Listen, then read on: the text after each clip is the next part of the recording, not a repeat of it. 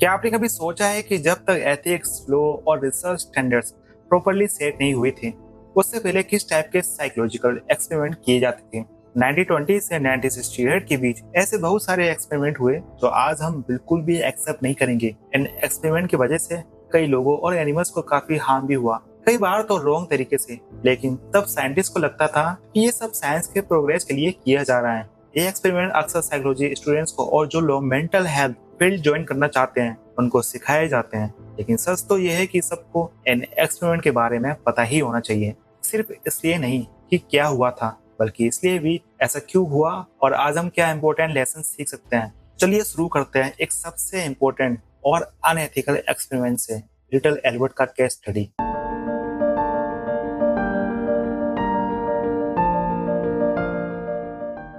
1920 में behaviourist John B Watson और उनके स्टूडेंट रोजाइल राइनर ने एक 9 महीने की बेबी बॉय को एल्बर्ट पे एक्सपेरिमेंट किया। उनका एम था पाब्लो का क्लासिकल कंडीशनिंग वाले एक्सपेरिमेंट को और आगे बढ़ाना। पाब्लो ने डॉग्स पर दिखाया था कि घंटी बजाते ही या तो बेल साउंड को बजाते ही डॉग खाना मिलने का सोच के सलाइवा गिरा देता था। वॉटसन देखना चाहते थे कि क्या सेम कंडीशनिंग ह्यूमंस पर भी हो सकती है, इसलिए उन्होंने एक छोटे बेबी पे ये टेस्ट किया। वॉटसन और राइनर ने एल्बर्ट को अलग अलग चीजें दिखाई, जैसे कि वाइट रेड, रेबिट, कुछ मार्क्स, फूल, एटसेट्रा एटसेट्रा। शुरू में एल्बर्ट को किसी से भी डर नहीं लगता था। फिर उन्होंने वाइट रेड यानी कि सफेद चूहे के साथ एक लाउड नॉइस, वॉटसन एक मेटल पाइप को जोर से बजाते थे एल्बर्ट के पीछे, और इससे क्या हुआ तो एल्बर्ट और व्हाइट चूहा का जो कंडीशनिंग थी वो कनेक्ट हो गया। जब भी एल्बर्ट वाइट रेड को टच करता तुरंत वो लाउड साउंड सुनाई देती और एल्बर्ट डर के मारे रो पड़ता। कुछ टाइम के बाद बस वाइट रेड देख कर ही वो क्राइम स्टार्ट कर देता था,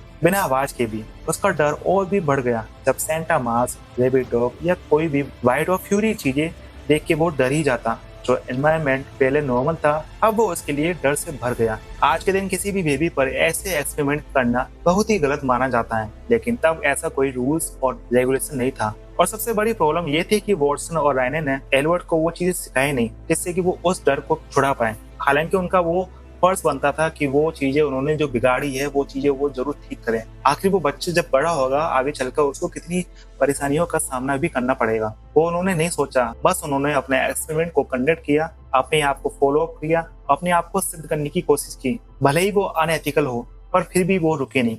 उन्होंने क्लासिकल कंडीशनिंग को अलग तरीके से उन्होंने यूज किया, बट ऐसा नहीं होना था। फिर उनका कहना था कि एल्बर्ट वहां से शिफ्ट हो गया, पर सच में उनकी रिस्पॉन्सिबिलिटी थी कि बेबी को फियर दूर करें, इससे शायद उसकी लाइफ पर लॉन्ग टर्म इफेक्ट भी ना पहुंचे।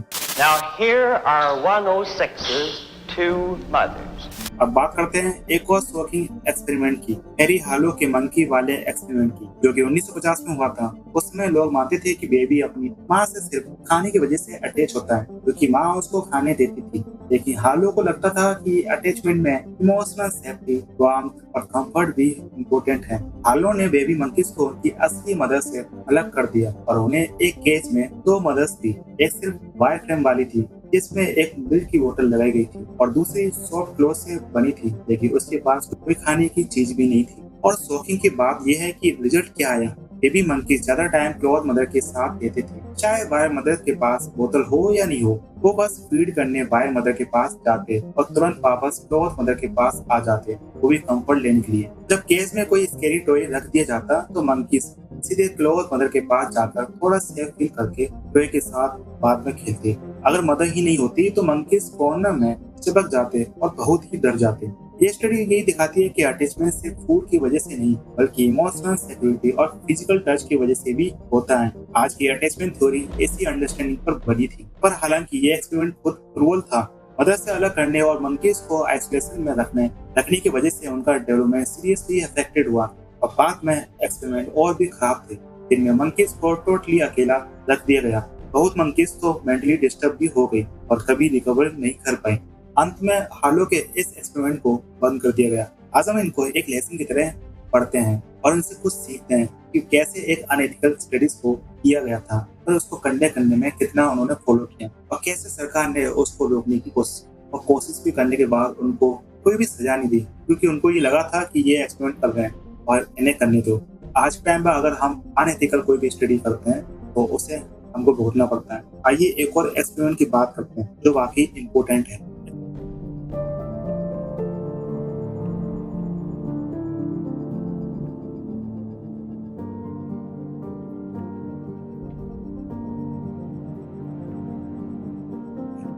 एक्सपेरिमेंट का नाम है टस्कगी सिफिलिस स्टडी। ये स्टडी 1932 से 1972 तक चली। अमेरिका के अलाबामा में गवर्नमेंट बैक एक्सपेरिमेंट चला जिसे टस्कगी सिफिलिस स्टडी कहा गया था। इस स्टडी में 600 से ज्यादा गरीब अफ्रीकन अमेरिकन मर्दों को मेडिकल हेल्प के बहाने बुलाया गया था। इनमें से 399 मरीज एक्चुअली सिफिलिस से पीड़ित थे।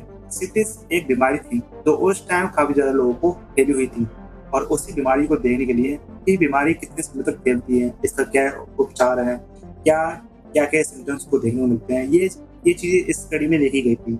लेकिन रिसर्चर ने उन्हें कभी भी ये नहीं बताया कि ना ही उन्हें इलाज तक दिया गया। उस दौर में ये लोग एक्सट्रीम पॉवर्टी में थे। उन्हें कहा गया कि उन्हें रेड ब्लड का इलाज मिलेगा और फ्री मील्स, राइड और बिरियल इंश्योरेंस भी दी जाएगी, लेकिन उन्हें बस ऑब्जर्व किया गया ये देखने के लिए अनट्रीटेड सिफिलिस शरीर में कैसे फैलती है। 1947 में जब पेनिसिलिन आसानी से उपलब्ध हो गई थी जो कि इस बीमारी का इलाज था, तब भी उन्हें इंटेंशनली इलाज नहीं दिया गया।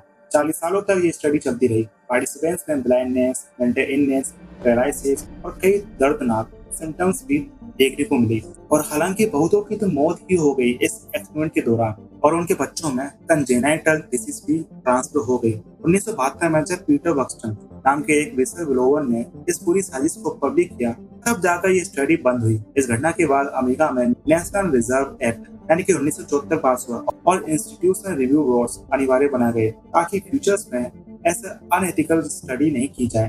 टस्कगी एक्सपेरिमेंट ये दिखाता है कि जब रेसिज्म और साइंटिफिक अथॉरिटी आपस में मिल जाते हैं तो इंसानियत कैसे हार जाती है। मुझे कमेंट सेक्शन में जरूर बताना कि आपको तीनों स्टडी में से कौन सी स्टडी अच्छी लगी और काफी ज्यादा अनएथिकल लगी। मैं आपका पॉइंट ऑफ व्यू देखना चाहूंगा और जानना चाहूंगा कि आपने इन स्टडी से क्या सीखा। और हाँ, मुझे ये भी बताना कि आपको और कौन सी साइंस या कोई स्टोरी सुनना हो तो मुझे कमेंट सेक्शन में जरूर बताना। मैं उसके ऊपर एक वीडियो जरूर लाऊंगा। तो फिर मिलते हैं ऐसी यूनिक वीडियोस और जाते हुए सब्सक्राइब तो जरूर करते हुए जाना क्योंकि आपको ऐसी यूनिक वीडियो मिलती रहेगी। So today America does remember the hundreds of men used in research without their knowledge and consent. We remember them and their family members. Men who were poor and African American. Without resources and with few alternatives, they believed they had found hope when they were offered free medical care by the United States Public Health Service. They were betrayed.